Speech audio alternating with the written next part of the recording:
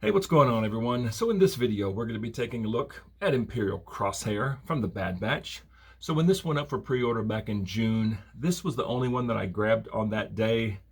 I wasn't super interested in Rex and wasn't super interested in Rampart on that day, but I've got him coming in a few days.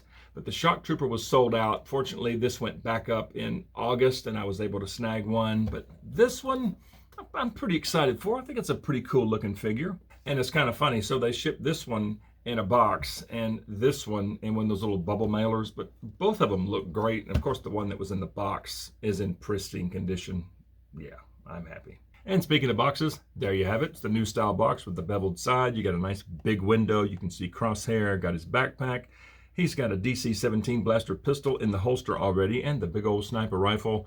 I looked it up. It is the 773 Fire Puncher. Cool. I mean, that's just a cool name. Yeah, nice rifle. On that side of the box, you got some artwork there of Imperial Crosshair. I love this helmet design. Yeah, it's a good looking picture. On this side of the box, the front window wraps around. You've got a small window on the top of the box. On the bottom, you got the barcode, stuff no one ever reads. And on the back, you got the same picture as the side. You got a short bio in various languages. Imperial Crosshair is number 9 in this Bad Batch line. And down here, you got some more stuff that no one ever reads. I'm going to get Imperial Crosshair open. Let's take a look at him. All right, so I got Imperial Crosshair open, and I have the original Crosshair here to compare to in a second. I'm going to move him out of the way for now. And let's just take a look at Imperial Crosshair. And we all know there is a ton of reuse. And we know there's some things that don't belong here, but we'll still take a look at him. It's still a cool figure, but we'll still take a look at him. Same head, same face, same everything, except on mine, the Crosshair tattoo around his eye is a little bit darker on this one. On my original, it's barely there. Yeah, that's much better. Yeah, it's a pretty good looking face. I love this. Now, I kind of wish that they would have given, or in the future, give us a ball-headed, burnt-headed Crosshair. You know, that would be cool, but it's fine. But you know, from the neck down, it's pretty much the same with the exception of this right here. This is all different. This whole chest armor piece here, I'll go ahead and bring this up. Yeah, so this is a whole new piece right here. That's a little more screen accurate, so that's fine. And it looks pretty good. It's got some scratches, some nice lines. All this is the same. The belt, they left this a separate piece. It's not glued, and this thing just moves all over the place. It's really frustrating because when you pick up the figure, I typically pick mine up from the middle. You know, I don't grab them by the head. I pick them up from the middle, and it just slides around. Really frustrating. I am tempted to put just a little dab of glue right there, slide this down, and just bam, and just, you know, make this fixed, because this is really, really annoying. And it's virtually the same belt. You know, this is the same. This little pouch is the same. The holster's the same. Now, this is different back here. This is not on the original. I'll bring this up again. As you see, that is not on the original Crosshair, so that is kind of neat. And of course, on the front, on this one, the whole sniper, you know, big pad up here, that is completely gone now. So yeah, that's another big difference. And, you know, it's accurate to the show. And as far as legs, it is the same legs, just all blacked out. Get some nice scratches down here, scratches on the side. The knee pads, same knees, same feet. This is all the same. So nothing much to say about it. I mean, it's just dark gray, practically black armor. It looks really good. You know, it's a good looking figure. But my biggest gripe is the shoulder pads. These do not belong here on this Crosshair. They could have easily used, you know, a Stormtrooper shoulder pad, and it would have been fine. This does not belong. They even left the 99 there. They didn't even bother to get rid of that. And this big fin over here, that does not belong on Imperial Crosshair. And once again, they left the 99. It just, that bugs me right there. It's a cool figure, but this is just hard to overlook. This is just the epitome of laziness. Yeah, they didn't even try. And same with the arms. You know, it's Hunter's arms. They left the big hole there for the knife storage on Hunter.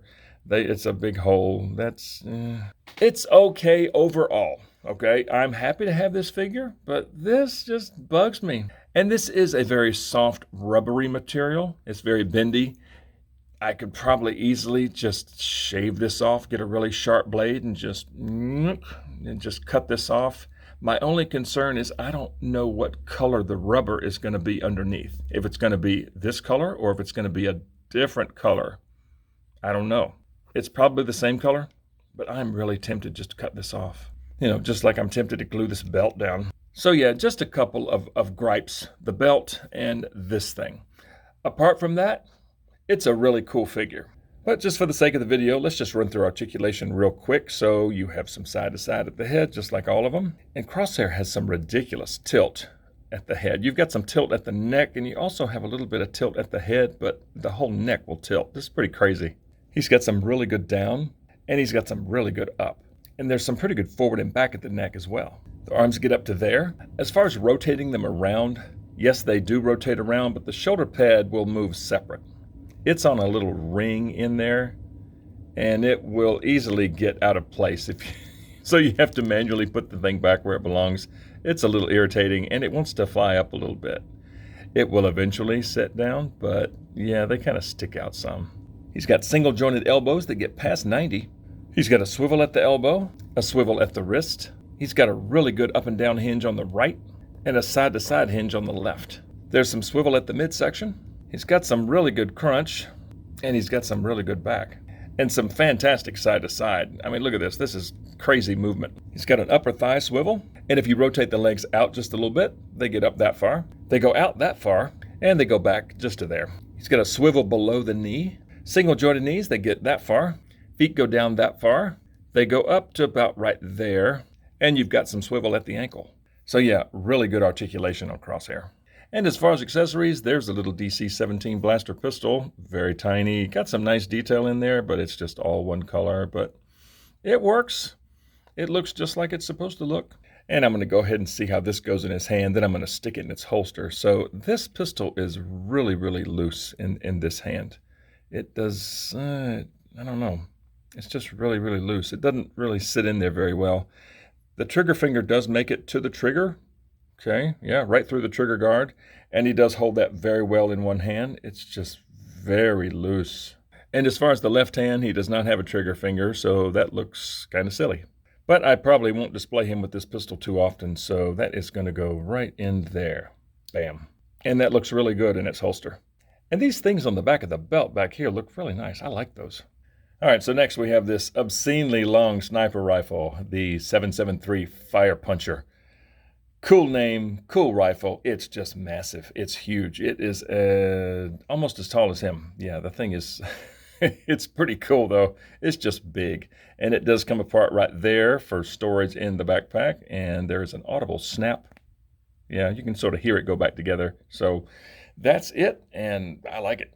And as far as him holding this thing, just like all these weapons that have a guard like this, it kind of helps to start backwards and then rotate around like that, and then you can sort of finagle the trigger finger up to where it's supposed to be. And this one goes right to the trigger, right through the trigger guard, and that looks really, really good. And I don't think anyone would hold a rifle this big with one hand, but it is doable, and that looks pretty crazy. This thing is huge. Yeah, but he does hold that very well in one hand. It's not going to fall out. But for two-handed aiming, yeah, this is where this figure really shines. That looks amazing. Right down the scope. Yeah, the stock is right where it should be. This looks awesome from all angles. Yeah, they did well with the arms on this figure. Yeah, not too many figures can do that. And there's a good look at the backpack. It's just like the other one with some added paint though. And they did a nice job on this paint. It's pretty vibrant, you know, from a distance. I mean, you can still see it. Very nice blue, nice red, very clean. I like it, but apart from that, it is the same backpack, but my favorite thing about it is on a T-peg. Yes, so it can't rotate, but yeah, that's what that looks like. And as far as putting it on, pretty obvious. It just snaps in there, and it's kind of tight, and it doesn't really add too much back weight. He stands every time, and yeah, that looks pretty good. And there's the two backpacks side by side. So yeah, they're the same, just with some different paint. I think I like this one better. And as far as sniper rifle storage, like I mentioned, that comes apart. This right here will go in there like that. There's really only one way this thing will go in. That goes in there. There's a little peg on this that'll go in right there. And it's a little stubborn. There we go. Yeah, so that, yeah. it kind of sits like that. It looks kind of silly, but it doesn't add a whole lot of back weight. He still stands up every time, but I don't think I'll ever display him like that because it does stick up so far. But like I mentioned, he still stands up every time. Yeah, it's nice to have. I just don't think I would ever use it. And last but not least, we have this awesome looking helmet. I mean, for me, this is worth the price of admission right here. This helmet is killer. The green, it's just the right amount of green. You know, it maybe could have been a little more green, but it's okay. It's definitely there. Same thing down here, nice green, clean silver. The mouth grill, I think, looks very good, very clean, no stray lines in there anywhere. Got some subtle scratches throughout. The rangefinder can be moved up and down. I like that. Got a little bit of silver over here. On this side, some more silver, and that's what the back looks like. Just some lines, but man, what an awesome looking helmet. Yeah, this is worth it. The whole figure is worth it for me just to have this helmet. I love this thing. And the Imperial helmet is not near as squishy as the regular Bad Batch helmet. This one is pretty rigid. All right, so let's see how this one goes on Imperial Crosshair. And this one is, there we go. And that looks absolutely amazing right there. Man, what a good look. Love this helmet. Yeah, they did a nice job on this. And as far as aiming, you know, tilt his head down. It kind of looks like he's looking through the scope. And that is a really, really good look right there. Absolutely love that. But I think my favorite is the prone sniper position. I mean, how many figures do we have that can do this? I mean, this is really good. Like he's kind of leaning over a ridge. The head has some great up. It looks like he's aiming right down the scope. I mean, this, yeah, it's a great figure. That's an awesome look right there. And as far as scale and shelf presence, I don't know, whatever you want to call it, there he is in between a couple of his elite squad troopers. And that is that's a good looking trio right there. Yeah, that looks really nice. Love that. Love how the green shows through on all three of them. Yeah, that looks nice. And there's the shock trooper, and there's, you know, regular Hunter and Crosshair. Still waiting on Tack and Wrecker to round out this crew. And of course, anxiously awaiting Echo and Omega. Kind of looking forward to Omega, but yeah, that this section right here, I like it. So yeah, what an amazing figure. This, like I said, this helmet alone is worth it. This is still bugging me right here, but this helmet, I love it. Love the green, the silver mouth down here. Yeah, that looks awesome. And, you know, just the figure as a whole, just the posability of it, it just looks great.